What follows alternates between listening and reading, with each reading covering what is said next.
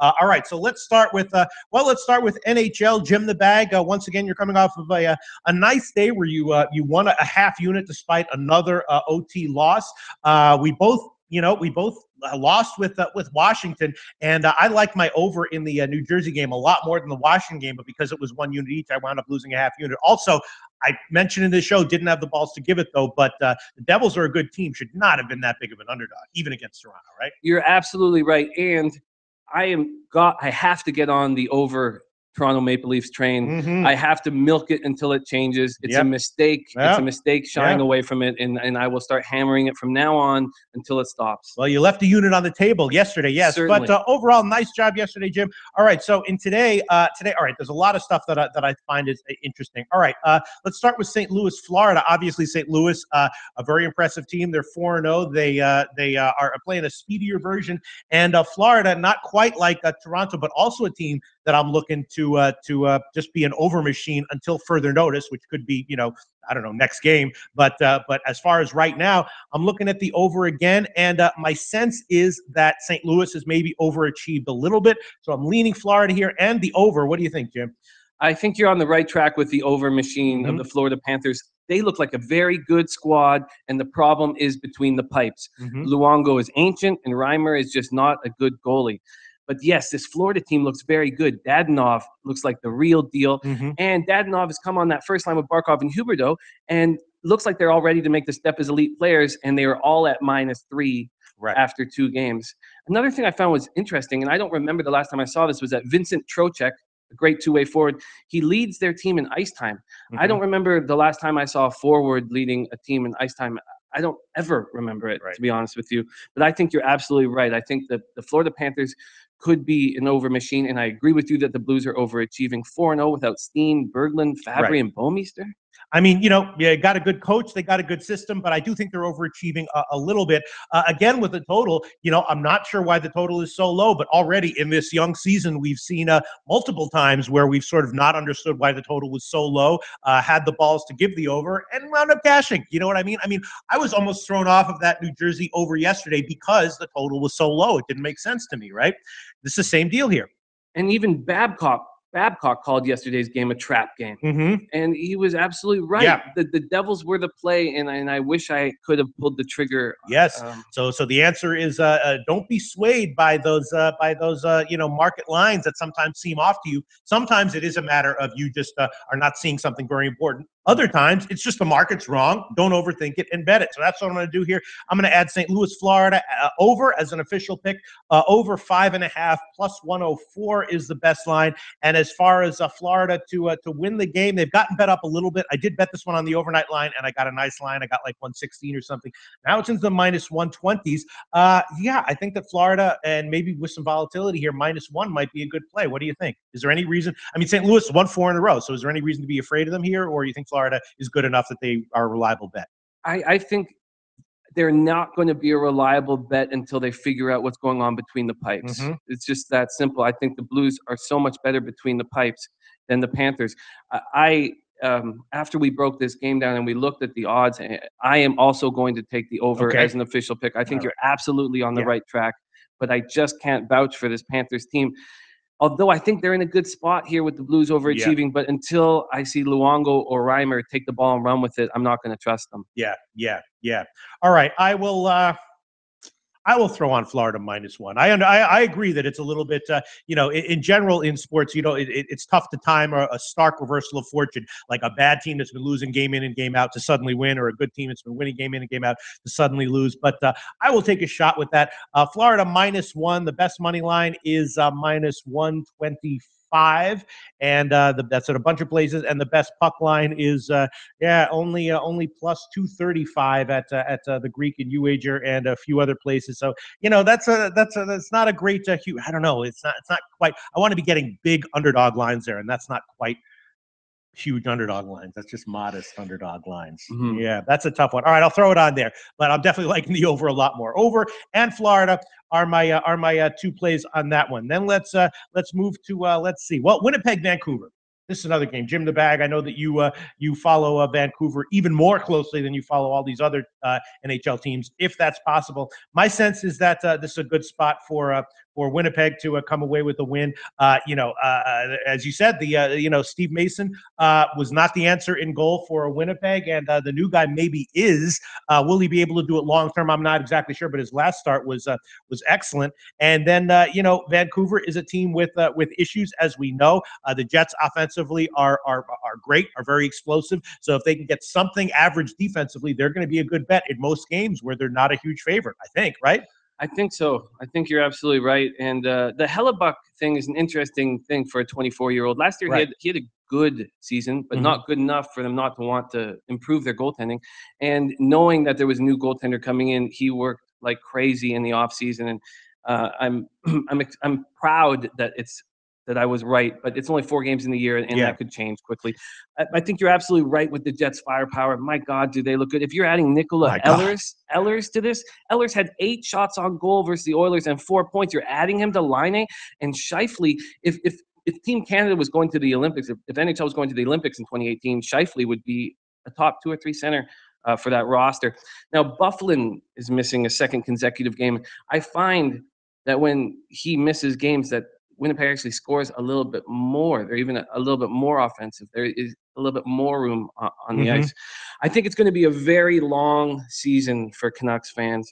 They've started the season 1 for 11 on the power play, and we better get used to that. I think the Jets are at a nice spot, and I've been following the line movement and following the line. What is the best thing we can get on the Jets right now? For the Jets would be let me find it. For Winnipeg would be not a bad minus 123 at a bunch of places. Yeah, I think that is. I think it's worth taking a shot. I think the Jets with that 5-2 victory feel good about themselves. They beat up on the Oilers. What is that scratching? That coming from outside? What is that? Fucking kill someone here. Oh, stay cool. Stay cool. No, just kidding. Stay cool. In social media now, you can't say you're going to kill someone ironically because then the feds will show up at your door. All right. All right. So minus 123. So what were you saying, Jim, before that scratching annoyed me? I just think that the Jets have a lot of confidence after that 5-2 thrashing of the Oilers. I think they're going to come into Vancouver and play a very fast-paced game. Yes. And I like the Jets here. So you're going to make it official? I'm going to make an official pick on the Jets, and minus 123 is good enough for me. Minus 123. And I'm going to take them on the minus 1 puck line. Minus 123 is the money line part of that, and the puck line part of that is at Pinnacle at plus 227. So I'm going to take that one. And also it's a pretty good version of Winnipeg this year, a pretty bad version of Vancouver. And recently Winnipeg has dominated this series, right? They have it, but I mean, I don't know a series where the Canucks have looked good. Right. But the Canucks are healthy right now. And also a little note here about Hellebuck. I don't know if you caught this in your research. You probably did, because any research I do on the NHL, I'm assuming you already got. But last year they signed Mason because of questions with him. But here's a comment on Hellebuck. He embarked on an intense off-season conditioning program. Although Hellebuck declined to get into specifics about his program, he indicated that improvements in his quote-unquote biomechanics have helped him move quicker and feel better about his game. That says to me, Trenbolone, IGF-1, human growth hormone, insulin, right? I mean, do NHL players use steroids? I'm assuming they do, right? Well, we like to think they don't.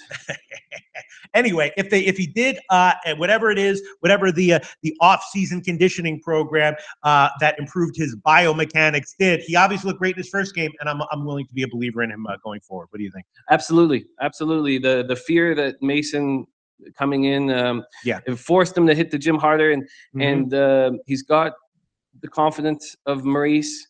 And there's no reason why I think the Jets could be a really good hockey team this year. Yeah. And then what do you think about, just very quickly, about this game, but the value here, what do you think about the over and maybe just the Winnipeg team total over? Team total over is 2.5 minus 154. I like that one. And what about just the over at 5.5?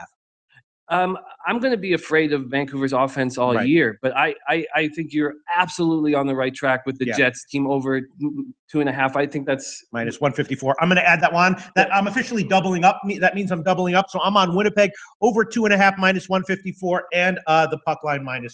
All right. And I'm going to ride with the over 2.5. I think that's a great find, a great call, and I'm going to take the Jets money line. All right. And I have I hit the double in the Ducks game. yesterday, so Yes. I feel good about doubles right now, and I'm sure it will burn me at some point. But let's ride. All right. Okay. Sounds good. Next game that is well, they're all interesting. Let's see. Well, let's look at Detroit, Arizona. Of course, we were dead on with Arizona. In a very down spot against Vegas in their last game.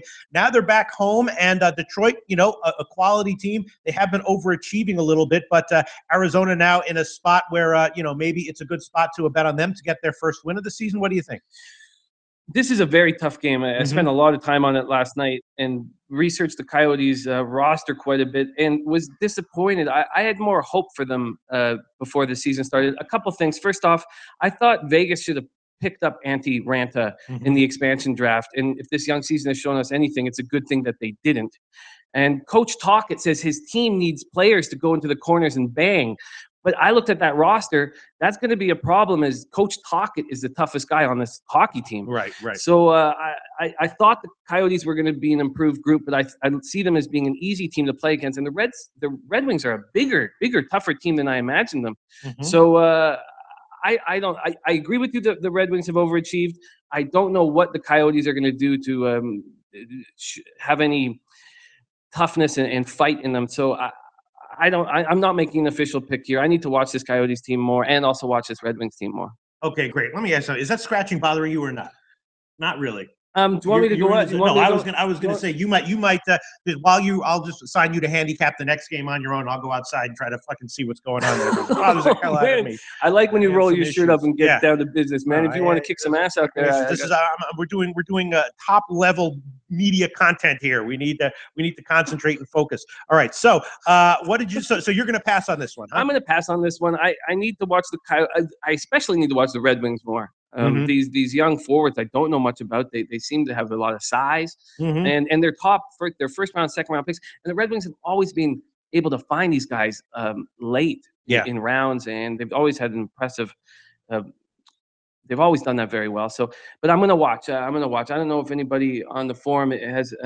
Looks like no one's hammering this game at this point. I think it's a tough call. Yeah, I mean, Ranta getting pulled so quickly out of his last game and then starting here, you don't think he's in for a bounce back? Or I had a lot of faith in Ranta, but he's a 28-year-old goalie who's not succeeded really anywhere when I've been expecting him to. In fact, I thought he was going to take over the starting job in New York, and that was a dumb thing to think. Lundqvist has cemented that spot. And then, like, the meltdown against Anaheim, is that a positive or a negative? Is it a positive that they were up so big on Anaheim for a while, or a negative that even being up big, they melted down? I think it's a negative. We saw that the Ducks were hurting at the beginning of the year, and they jumped all over a squad that was missing a bunch of players, and then the Ducks rose up. So I think that's a negative that they allowed a beaten up Duck squad with AHL players involved to come back and take them out. So okay, we'll get to Dallas, Nashville, and Minnesota and Chicago in a second, but right now let's look at Buffalo, San Jose, two bad teams, right? This might be a shot. I was thinking about this. I mean, Buffalo obviously burned us each a little bit this year, but San Jose, as you said, an old team, not a very impressive team, and not necessarily saying that I think Buffalo is going to win this game, but what are the chances that they win it at the current odds? That might be worth a shot there. This might be the inverse of the Toronto Devils game yesterday, where we see two bad teams going head-to-head and not a justifiable favorite for the one that is. What do you think? I think that the Sabres have made me look like a fool thus far. And when I tweeted out that I was going to take him again, ex-NHLer Vern Fiddler laughed that I was still going to hammer the Sabres. And then I put out a tweet saying I'm done. He was laughing at you. He was laughing at me. And so I'm done. I want to be done. And then you see this giant number. Right. Against a terrible team. Against a terrible team. Is San Jose better than they've looked or not? No, well, I mean, Brent Burns won the Norris Trophy last year, and he's -5 in 2 games. So he's obviously going to step up. Logan Couture says that they're not panicking, that there's nothing to worry about. But this is an old squad that doesn't look very good. Now, I believed in Ryan O'Reilly and Kyle Okaposo and Matt Molson. They've combined for 1 assist and a -12. The Sabres, now this is possible. I'd like to hear what you think of this. The Sabres have surrendered 4 shorthanded goals in this short season. That's the same amount they gave up all of last year. Right. Does that say that? I think that's going to normalize very quickly. Yes. And so this giant number. So last night I was looking at this game. I was like, I'm not going to let the Sabres burn me again. And then you look at this giant number, and it makes me want to take a stab at it. Yeah. All right. I'm going to impress you here. This is how a professional operates here, Jim the Bag. Despite the fact that I got burned by the Sabres just as much as you did, I'm going to take him here. Plus 165, I'm throwing it on, not because I think it's going to be a winner, but because I do think there's value. I don't think San Jose should be this big of a favorite, so I'm throwing it on. Plus 165, and it could lose. And if it does lose, I will be okay with it because I have thought about it, and I'll take it. Buffalo plus 165 on the money line. Another pick for me, Jim the Bag. I respect it very much. But you're not prepared to make that kind of I understand. They've made me look like an asshole. That's what they've made me look like this year, and I'm not. Now, I may look like a bigger one when you come in tomorrow morning with the big smile on your face getting a huge score. Yes. No, the truth is that anytime you don't make a bet, you cannot look like an asshole. I mean, the smart move might be just to make no bets ever in your entire life, ever. You know what I mean?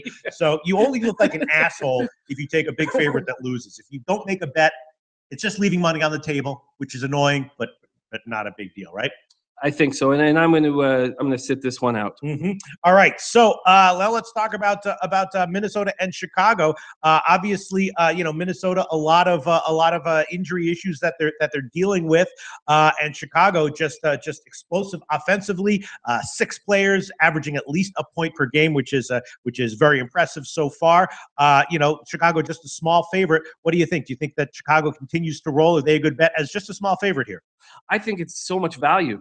I'm shocked at the value, and I think Minnesota is a good hockey team, but Granlund is a top flight forward who's going to get better and better. And Parise, they're both out of the lineup. Right. Those are big losses, and I'm looking at their roster, and I don't see who's going to take up the slack. Right. Sayad feels so good to be back in Chicago, back on that line with Kane. He has 7 points. Kane has 6. Crawford looked absolutely amazing in the last game in his hometown of Montreal. And after being swept in the first round of the playoffs in embarrassing fashion, the Blackhawks have come hard out of the gate. Yeah. They're 3-0-1. They've outscored opponents 21-7. I think this is the spot. I think the Blackhawks are the play here, and I think we're getting a lot of value. Yeah. Are you concerned about Devin Dubnyk being awesome, or is he just like a good goalie that you're willing to bet against in spots? I think he's a good goalie that I'm willing to bet against in spots. Okay. I think he's a good goalie, but I think he benefits from the system that the Minnesota Wild play, and they have a very strong defense. And I think this is I'm surprised. Aren't you a little surprised that Chicago's not a bigger favorite with the injuries to the Minnesota Wild? I absolutely am. Obviously, that's yes, I am, and also a little bit even more surprised that the line has gotten bet down. It opened in about the minus 140s for Chicago. Now it's down to the minus 120s. I'll take it. That's another bet that I was liking. I'll take it again on the -1 puck line. The money line part of that will be minus 123 at BetOnlineSportsBetting.ag, and the puck line part of that will be plus 225 at Pinnacle. And do you want to make this one an official pick? This is an official pick. Okay, on what? On the money line? On the money line. Okay. I think I'm getting so much value at minus 123. Okay. I can't understand why the late action is going on the Wild. Yeah, well, we'll see where the line closes. It might not necessarily, but yeah, I agree with you. At that line, I will take it. And now let's talk about Dallas and Nashville, right? Dallas, playing well, finally did get their first win. And Nashville, I'm not sure. They needed a big rally to beat Philadelphia. And Dallas, a small road underdog here. I know that in general, Dallas might be overvalued overall this season, but in this spot as a small road underdog, what do you think? Are they worth a play here? I think the Predators are worth a play here. We said, I believe it was 2 mornings ago, that it was only a matter of time for this offense to come around. The big worry I have in making this bet is Roman Josi. They need him. Even Colton Sissons helps in the defensive side of things but he's a forward. But Roman Josi really is important. So one thing we thought, the reason why I had the Ducks last night was that Getzlaf is such a fiery guy, and I knew he was going to call out all of the players in that dressing room. Right. So this is why I'm taking the Predators tonight. I believe that Laviolette, and just from reading his quotes, is doing the exact same thing. He was very upset at losing that 3-0 lead that they had on the Flyers. They've allowed 13 goals in 3 games, and Laviolette will not allow those kind of defensive lapses. Now the Stars were the trendy pick to win the Central, so you're absolutely right. We're going to get more value going against them right now. And as you guys know, I put $100 on the Stars to miss the playoffs at plus 500. Hitchcock has put his antiquated system in place. Ben and Seguin are going to have down years. I don't trust this hockey team. And I think after Laviolette's lashing at these guys, I think the Predators are going to play a much stronger defense. Now, I'm going to make this as an official pick, and I'm going to hope that Yossi is in the lineup. Right. But I'm going to make this official pick. I think we're getting nice value on the Predators at home. Yeah. All right. That's a tricky one. I'm going to stay off it, but you're going to take the Preds at home. Best line would be -115 at the Greek. Best line market wide. Nashville -115. How do you like that? I think that's incredible. Incredible. Don't you think that's blows your mind? But don't you think that's so much value? Am I off here? I think I'm shocked. I'm shocked that I would get -115 on the Predators and -123 on the Blackhawks at home. Am I?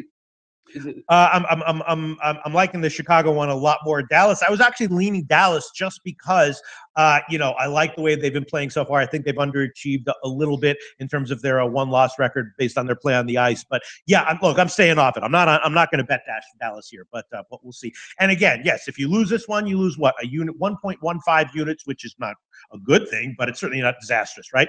Right. I don't mean to be so beside myself, but no, for the sure. Predators. We like honesty. The Predators go to the Stanley Cup final, and we're getting -115 on them in a home game right now, where they're coming off a win. They didn't play last night. I mean, I think they're not getting the respect that they deserve. Okay. And I didn't look at the Pittsburgh-Tampa Bay game because there was no overnight line. Do you have anything to say about that one, or is that a pass for you? Now, the Penguins are just a heart and soul group. Right. We've seen that over the last 2 seasons, and they burnt me when I took the Capitals last night, and I beat myself up and had trouble sleeping. They scored 3 power play goals against the Caps, which is a really good sign. Hornqvist looked like a really good addition to the lineup. Pittsburgh won the season series 3-0 last year. When they won the season series against the Lightning last year, they went 6 for 11 on the power play. Lightning are 2-1 this year. They look really good. I like the Lightning here.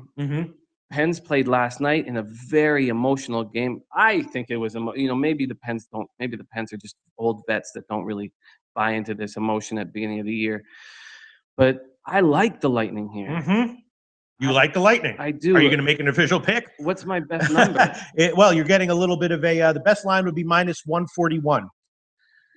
Yeah, I'm not going to make an official pick because I don't want to keep getting burned by this Pittsburgh Penguins team that has proven that they have heart and toughness, and then they beat up on the Lightning last year, and the Lightning are a younger squad, Right. Braden Point, you're going to add another score to this unit. I want to take the Lightning. I want to, but I think that I'm not getting enough value on -141. If the Pens had not have played last night, wouldn't we have got, a -115? Yes. I mean, it would. I don't know exactly where it would have been, but yes, it would have been yes. It's definitely factored in. I'm gonna leave this one out. I think that 10-1 loss was a nice wake up call for this Pen squad, but I had come here this morning expecting to make this Lightning bet, and I guess again, is it recency bias again? Am I making a mistake? I don't know, Jim. There was no overnight line, so I didn't even look at this one at all. I wonder what you guys on the forum think. Am I making a mistake because I lost last night? Maybe. All right. So we need a decision, though. You can. I'm not putting this as an official pick. All right. So before we move on to our next sport, let's just review everything. St. Louis and Florida. I'm on Florida -1 and the over. And what did you take on that one? You're on the over, right? I got the over at +104. Just the over. Then Dallas, Nashville. I'm on nothing. You are on Nashville, right? -115. Right. Minnesota, Chicago. I'm on Chicago -1, and you are on Chicago money line, right? Yeah, -123. And right, did we touch the total? No, we didn't. Winnipeg, Vancouver. I'm on Winnipeg -1 and the Winnipeg team total over, and you are on the Winnipeg money line and the Winnipeg team total over, right? Yes. Then Detroit, Arizona. I believe that I passed on that one, didn't I? Yes, you did. And you passed on it as well. Yeah. Buffalo, San Jose. You passed, and I took Buffalo, right? Yeah, and I'll watch that game and thinking about you, and I'll be very excited. I hope you score with this. It's a good move. But look, if it loses, I lose a unit. Yeah. Again, it's not a good thing. It's not a good thing, but it's not a disaster. You took a shot with it, right? Hey guys, thanks for tuning in to our channel. Now, we've put a lot of work into producing all these free videos, so please help us out and keep all our content free for you forever by simply liking, sharing, commenting, and subscribing. Now, not to mention, a visit to our industry-leading website will warm the hearts of all our SBR employees, especially myself. Now, the links are over there to the left, so do check those out. Thanks for watching.